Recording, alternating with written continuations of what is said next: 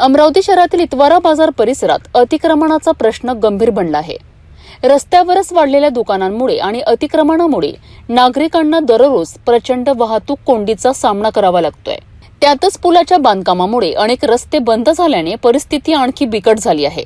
इतवारा बाजार परिसरातील अतिक्रमणामुळे नागरिकांमध्ये तीव्र नाराजी व्यक्त केली जात आहे। स्थानिक नागरिकांनी प्रशासनाच्या बेपर्वाईवर गंभीर आरोप केले आहेत। त्यांच्या मते टांगापाडा, इतवारा बाजार मशीद, झेंडा चौक, गांधी चौक आणि चित्रा चौककडे जाणारे रस्ते मोठ्या प्रमाणात अतिक्रमणाच्या विळख्यात अडकले आहेत। विशेषतः टांगापाडा ते झेंडा चौक दरम्यान मशिदीजवळील 40 फुटी रस्त्यावर दुकानांनी जवळपास 15 फूट जागा व्यापल्याचा आरोप करण्यात आला आहे।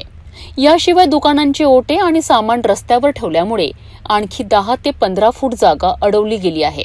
परिणामी वाहनांना मार्ग काढणं कठीण झालं असून संपूर्ण बाजार परिसरात दिवसेंदिवस वाहतूक कोंडीची समस्या वाढत चालली आहे। दरम्यान पुलाच्या बांधकामाला सुरुवात झाल्यामुळे इतवारीकडे जाणारे निम्म्याहून अधिक रस्ते बंद करण्यात आले आहेत। अशा परिस्थितीत अतिक्रमणामुळे नागरिकांची गैरसोय आणखी वाढली आहे। स्थानिकांच्या मते प्रशासनाच्या दुर्लक्षामुळेच नागरिकांच्या मूलभूत अधिकाराचं हनन होत आहे। नागरिकांनी तात्काळ अतिक्रमण हटवून वाहतूक सुरळीत करण्याची मागणी केली आहे।